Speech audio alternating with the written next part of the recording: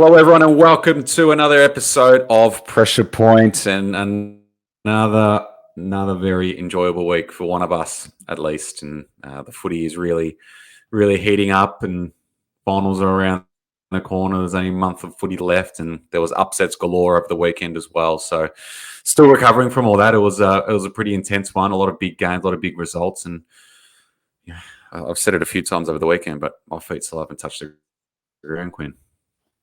I know. I almost hate that the game was on a Friday night because now I've had to listen to you all weekend. Now it's kind of been a downer on my weekend because your success is my failure in a way. But it was incredible game, and no doubt we'll talk about that very shortly. It was an amazing game.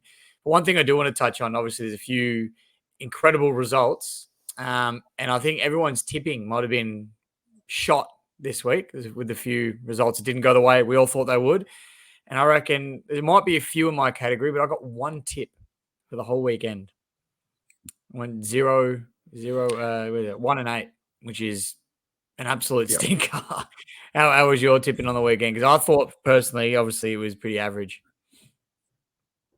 Yeah, well, I only got two, and I feel like if you got more than one or two in tipping over the weekend, you don't know anything about footy. You flipped it for sure, or you've gone the upset somehow.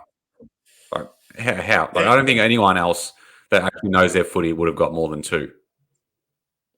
Yeah, it was a bit like that. I mean, I went for a couple of sneaky ones. Like I went Hawthorn over St Kilda, which they were the underdogs. Hawthorn, and which the other one I went one more as well. I think I went Essendon over Sydney, which I guess you could have gone either way. They were the big ones. And obviously I went Richmond to beat Melbourne and everything backfired. The only one I got right of all teams was West Coast. West Coast is the only team that didn't let me down over the weekend. I never thought I'd be saying that. Yeah, I know. That was it. Yeah, I think a lot of people picked North that I saw. I picked North as well. So that was, geez, yeah. We're at North at, seriously. That was something that they really had to win, I think, more than West Coast did. Yes, it was at West Coast ground, but still, yeah, North for. Geez. Anyway, maybe we'll get stuck into the results a bit later because we've got a big thing to talk about to start off the show. The biggest news we've probably had all season, just about in terms of the magnitude of it. So absolutely, let's dive straight into that.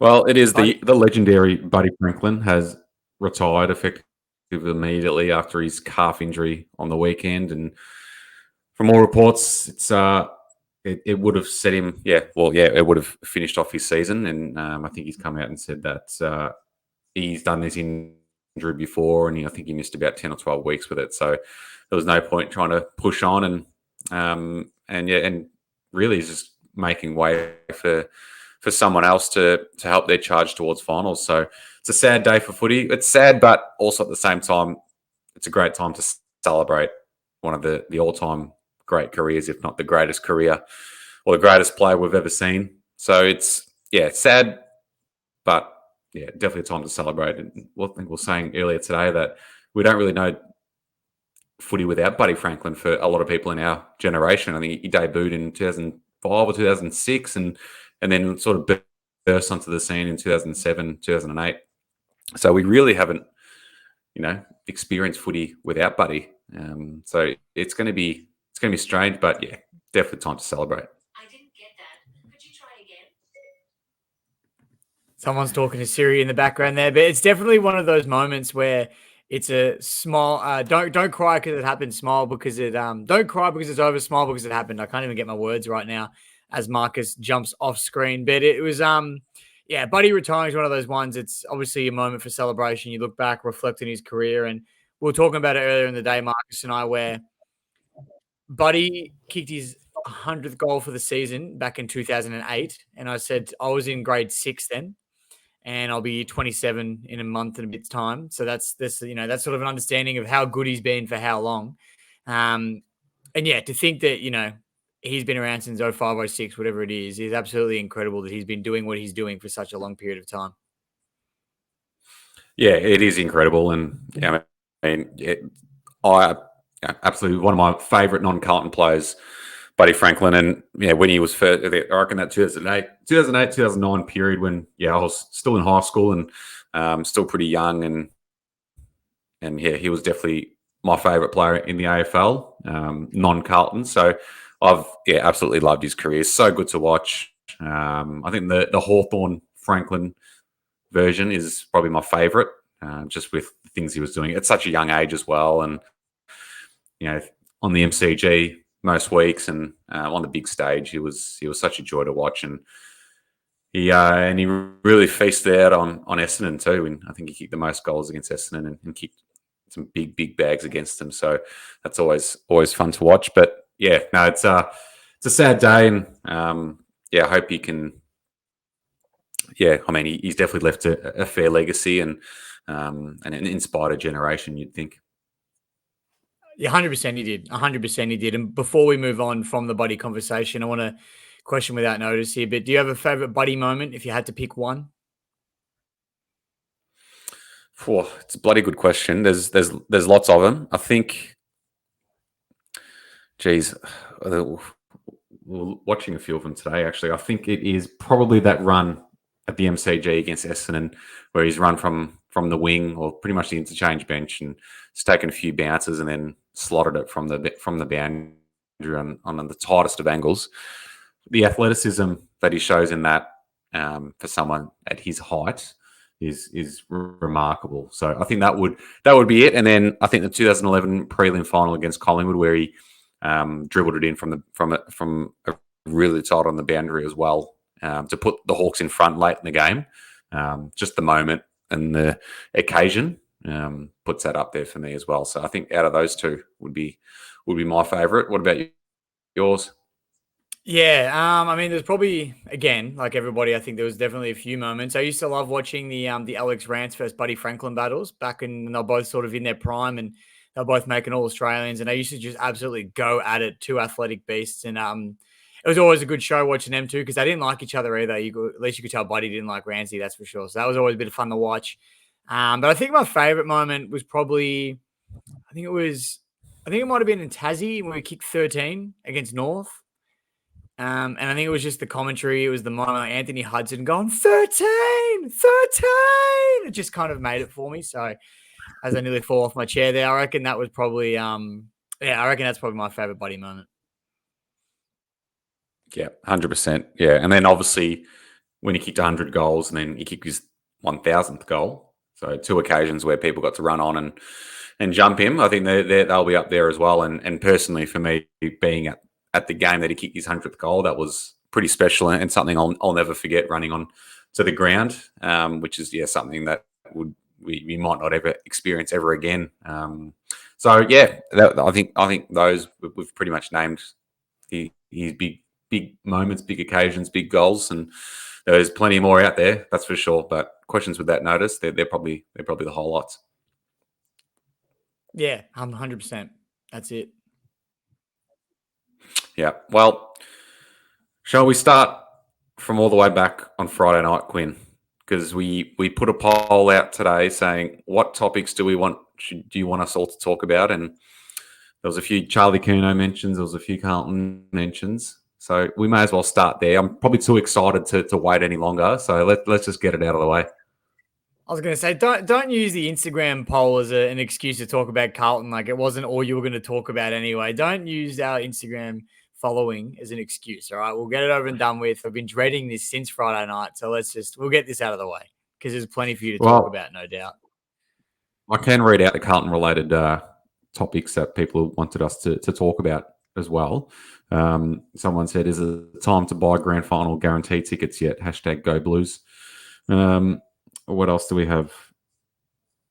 There's a few more, but we probably can't read them out. But I can do a. What about Harrison Petty being better than Charlie Curnow? Was that on there? I didn't say that. That was on there. No, I bet you didn't. Yeah, we'll save that for the Melbourne one. Yeah, absolutely. Yeah, but no, Friday night was huge. Obviously, Carlton rolling Collingwood, the unbeatable Pies, and getting a bit of revenge on what Collingwood did to us last year. And it was, one of the best games, if not the best game I think I've been to as a Carlton supporter, with, the emotion involved in it all. And with the rivalry with Collingwood and everything that happened last year, and to get them like that and not allow them to do their thing and come back and win games when they're down, and then to see their supporters leaving early was one of the sweetest nights I've ever experienced at the footy as a Carlton fan, and to put in a performance like that, we completely dismantle the best team in the competition by a country mile as well, and red hot premiership favourites. To do what we did to them was massive in front of a big crowd, and it just goes to show that they are beatable, and it probably gives everyone else a blueprint on how to beat Collingwood this year. So, and in particular, their defence. Charlie Curnow tore Darcy Moore apart, and when you force Darcy Moore to defend, he's very vulnerable. So it's a lot came out of the game, and we're very happy, and Blues are 6 in a row and flying. So it's a good time. So that was definitely one of the most enjoyable nights I've ever experienced at the footy. It was full of emotion. Definitely got a bit emotional in that last quarter, and a bit of an out of body experience at times as well. So crazy, mate. Absolutely wild. But as I said, feet still they might have just grazed the ground now.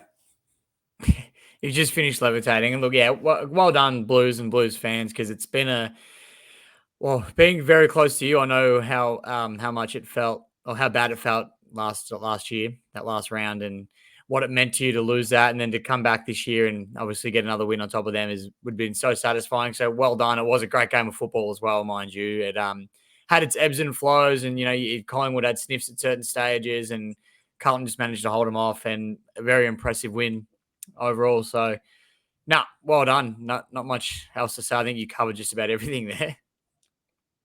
Yeah. Well, and just before we finish up on that, I just wanted to say, for all the Collingwood supporters in my DMs after last year's final and all the abuse that I copped and all the other Carlton fans copped, this one's for you. And 2 words: night.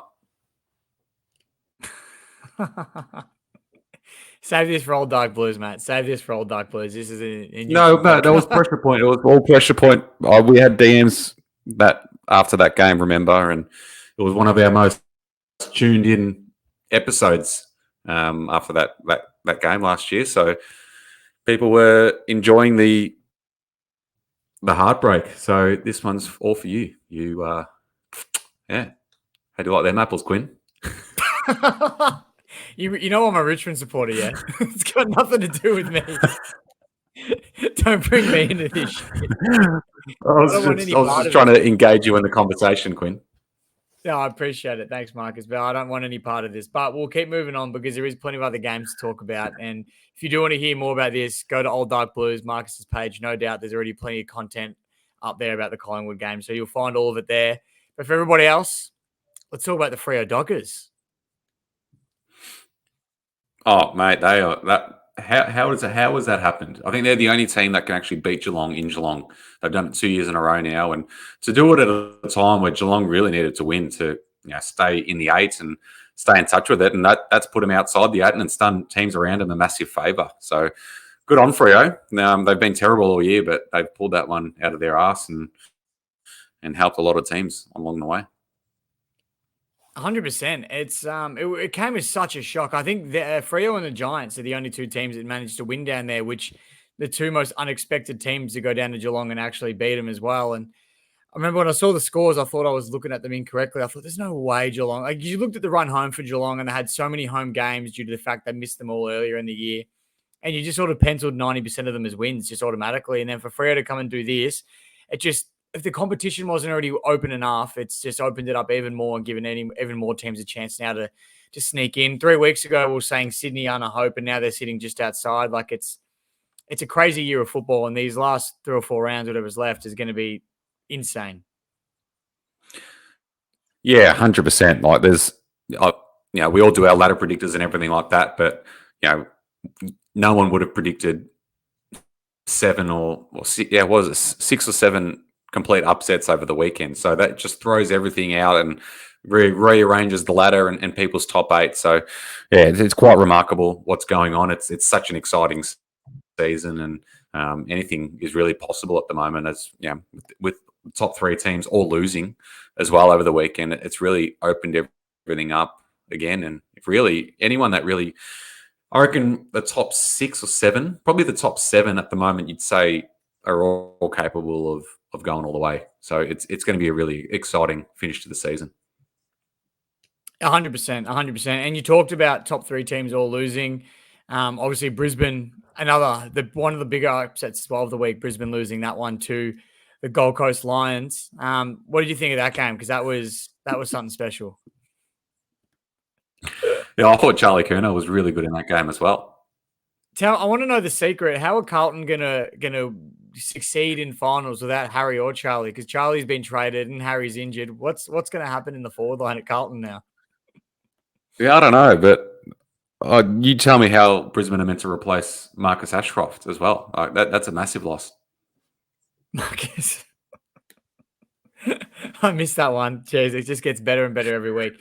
But in all seriousness, Gold Coast. Right, wait, should we maybe mention to everyone what we're actually talking about before they think that we're complete imbeciles?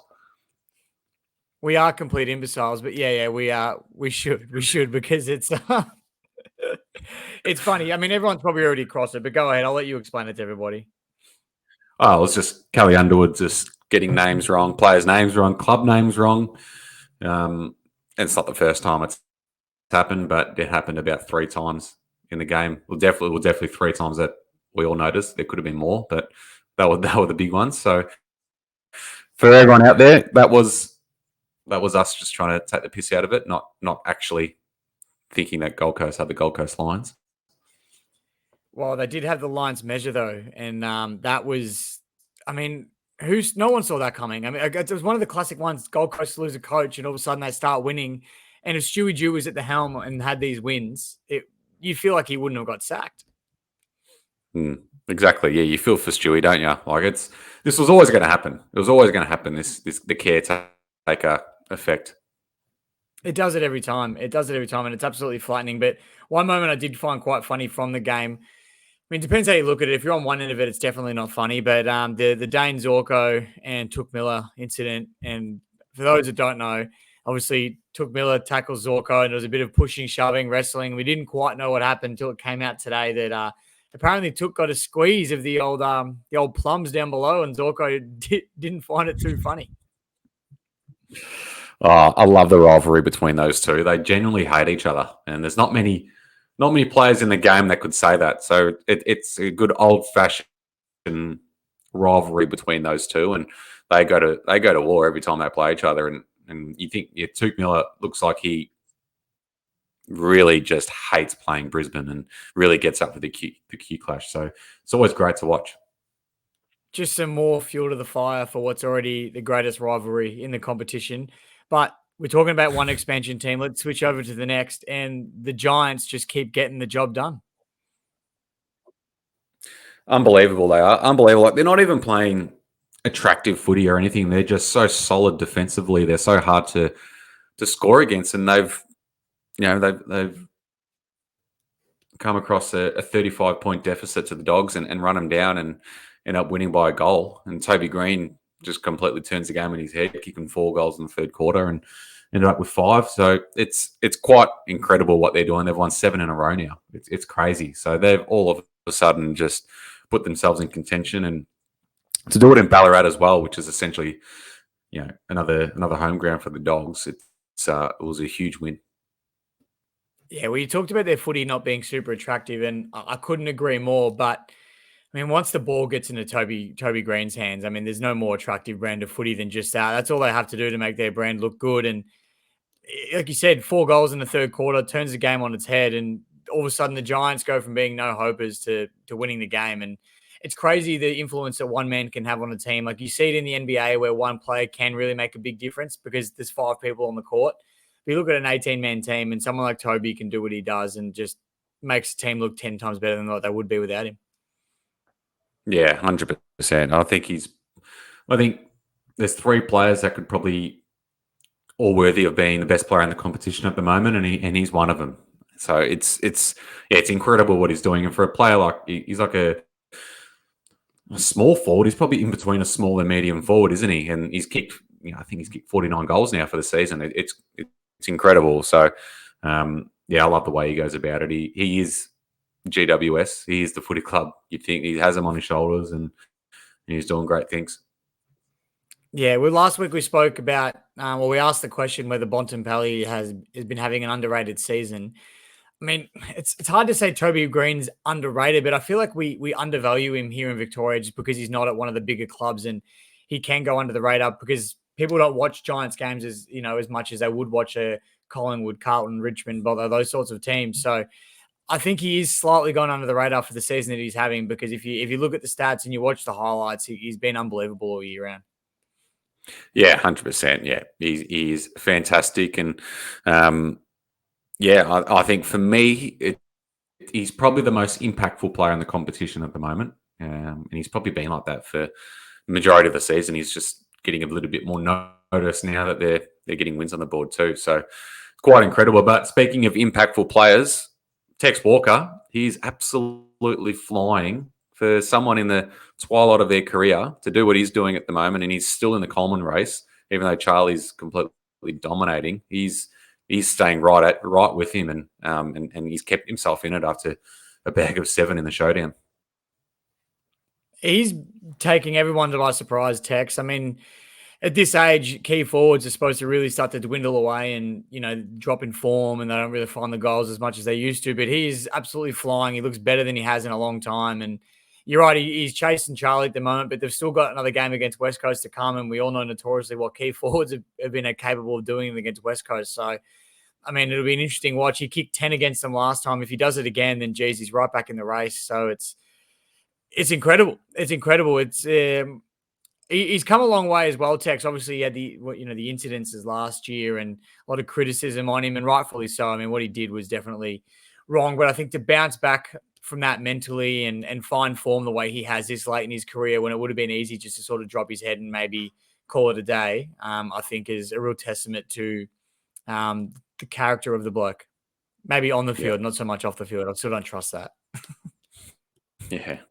And the goal he kicked as well, where he had that set shot, sold some candy to Aaliyah and then rolled around on his left foot from outside 50. It was unbelievable. I reckon he's one of the most skillful players I've ever seen. He's on both sides. He's a freak at it, and in probably the most reliable set shot in the competition as well.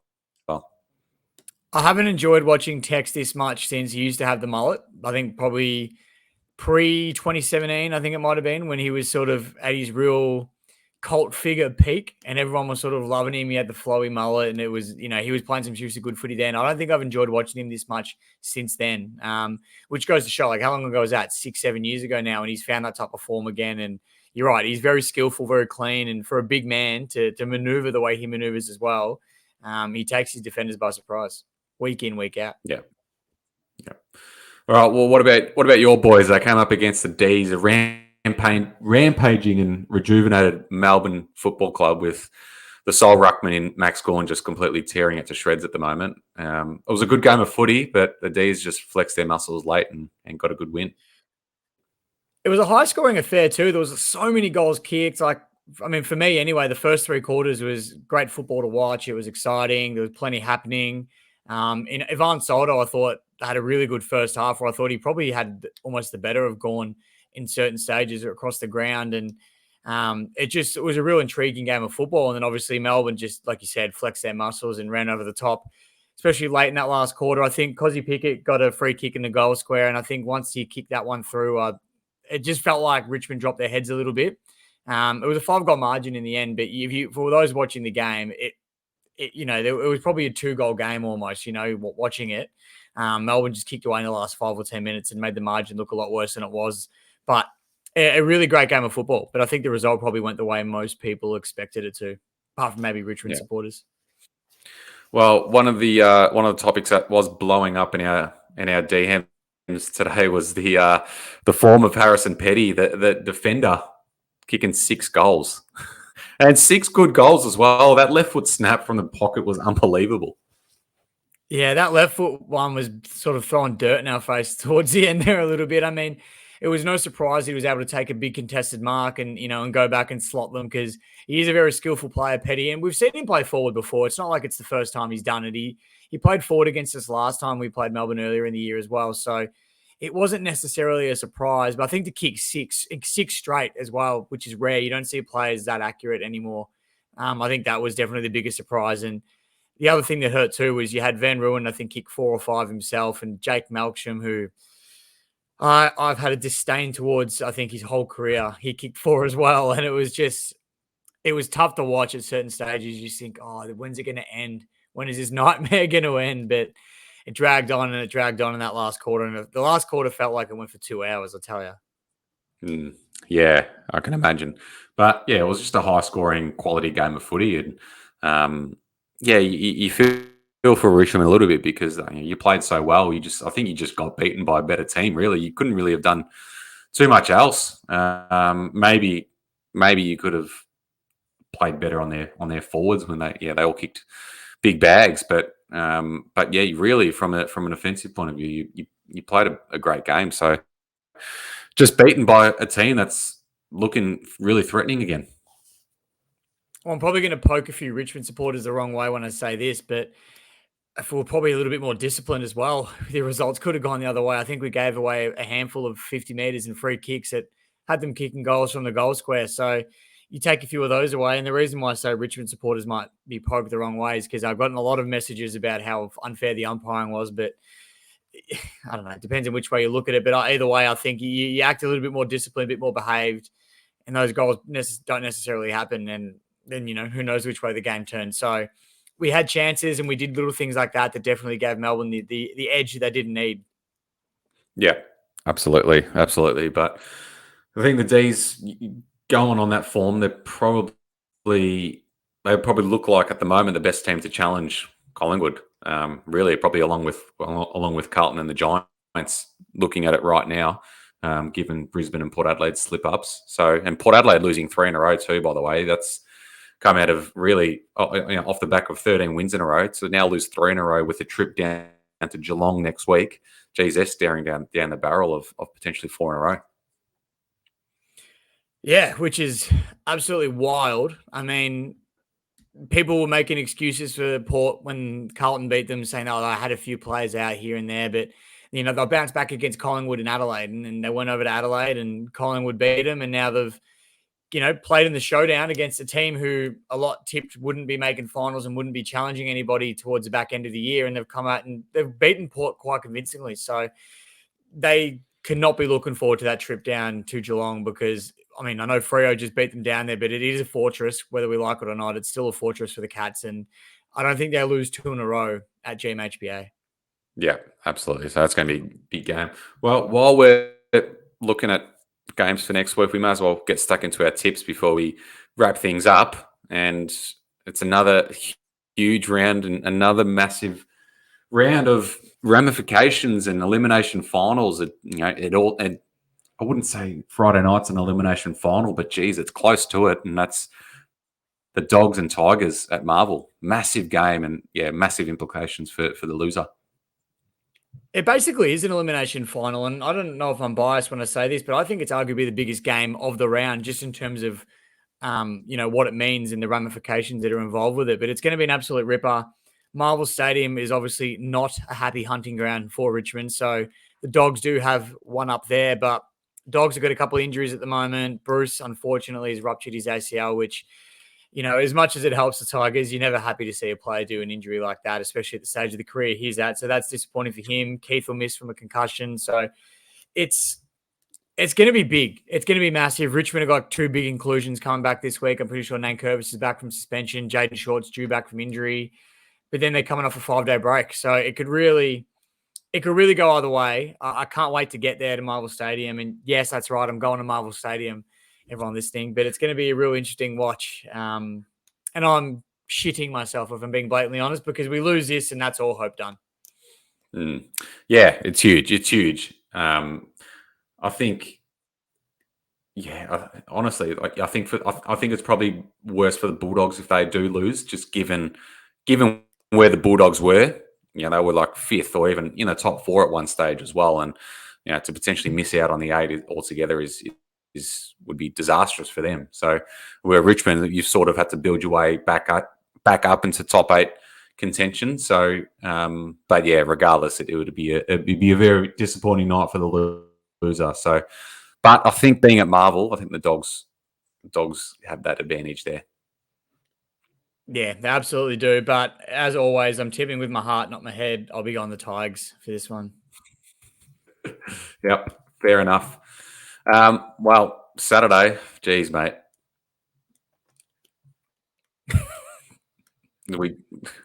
What? I was waiting. I thought you. No, that was me just misjudging what I thought you were going to do. But we just spoke about it, and actually, no.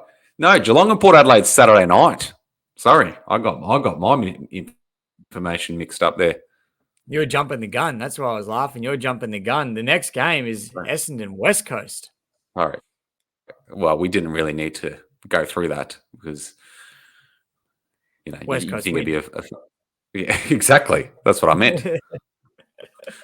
Well, we're talking about it today, earlier today, about how funny it would be. But no, Essendon at Marvel Stadium aren't losing this to West Coast, even if they're coming off a win. So that's a given. But we do have Adelaide Gold Coast Suns as well in that little mix before we get to Geelong Port. Yeah, well, Gold Coast have been really good. They have been really good, but Adelaide is so good at home, as we saw on the weekend. So I think the Crows, and especially with finals still on the line now for them, I think Crows just have to keep winning. Yeah, Crows at home, you don't see them lose there too often this season. So Crows for me, but they're on the exact same amount of points. It's only percentage separating them at the moment, which is crazy that, they're really, theoretically, Adelaide are only a game out of the 8, and so are Gold Coast, and Gold Coast is sitting 14th right now. So it just goes to show how close the competition is. But yeah, you're right. I think Adelaide at home get the Chockies. Yeah. Hawthorn Collingwood, geez, you think Collingwood bounce back after last week as well? Yeah, you don't see Collingwood losing 2 in a row, not at the G, not to a team that's towards the bottom of the ladder. I think they bounce back, flex their muscles a little bit, and get their season back on track. Not that it really got derailed as such, but you know what I mean. Yeah. Geelong Port Adelaide, the big game, one of the bigger games of the round. It's going to be the loser in particular. I think if Geelong lose this, it's going to be hard for them to make it. They've got a really tough run home, and then Port Adelaide, geez, for a team that's done so well all year and pretty much the second seed, to lose 4 in a row would be massive as well. I'll be rooting so hard for Port Adelaide to win this game, but I don't know if I think they will win or not. That's the interesting one. I mean, I'm going to go Port purely because if Freo can beat Geelong down there, maybe Geelong aren't as invincible as we thought they were. I do think it's still a fortress for them, but they've lost twice this season now down there. So I'm going to go Port just because I think they need to I think their season is starting to fall off a little bit, and they need to win this just to steady themselves a bit. Yeah. I think Port as well. I think last week showed that Geelong are beatable there, and Port I think need to win, especially with Melbourne and Brisbane really breathing down their necks at the moment for that second spot. So I think Port as well. Giants Sydney Saturday night as well. That's another massive contest. Probably one of the biggest Sydney clashes in a while. Well, the Battle of the Bridge. I mean, we spoke about rivalries last week. We've got another one this week. It was probably the only rivalry missing from round 19 or round 20, I should say. Sorry, but I mean, Giants are on such a hot streak. You can't see them losing. And I mean, this one just about wipes Sydney off if they can't get up here too, doesn't it? It just makes finals real hard for them. Yeah, absolutely. So it's, I mean, from a Carlton point of view, I think you'd be wanting Sydney to win as long as Carlton get the job done. But it is it's a really hard game to pick, to be honest, because whether Sydney's form is real or not, they're starting to string together some wins, and obviously we know what the Giants are doing. So, but I think at Giants Stadium, it's just ticks it into their favour. Yeah, no, Giants for me, for sure. Yeah. Sunday, we've got North Melbourne and Melbourne at Bloodstone Arena down in Tassie. I think that's a pretty easy one there. Yeah, Melbourne win this, no doubt. Sorry, North. Yep. Another big game is St Kilda and Carlton, Marvel Stadium, 3:20. Huge. I think The Blues should be winning this, given the Saints' recent form, but Saints sit in 5th position, which is really bizarre for a lot of people to see. So, but you'd think Carlton should win this one. Yeah, just by current form and the way each team is going, I think Carlton are definitely red hot favourites at the moment. Well, they should be anyway if they're not. So Blues for me. Yeah. And the final game, Freo and Brisbane at Optus Stadium, and that makes this a little bit more interesting now after Freo's win last week. So Brisbane no good away from the Gabba. Maybe Freo are a chance here, but I'm going to go Brisbane. Not brave enough to tip Freo. Yeah, it's a tough one, isn't it? I might just be brave and go against the odds and tip Freo for this one.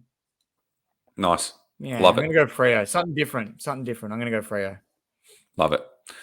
Love it, mate. Well, that is all the games. Again, big round of footy, round 21 already. There's only a month left before the big stuff. So very exciting for a lot of teams still in the hunt. And yeah, it all starts Friday night with a big clash. So anything else you want to add, mate, before we wrap it up?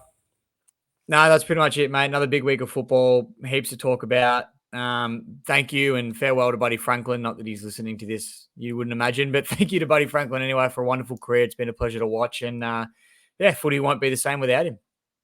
Absolutely. Well said, mate. Well, yes, thank you, buddy. Thank you, everyone, for listening. Have a good week, and we'll talk soon.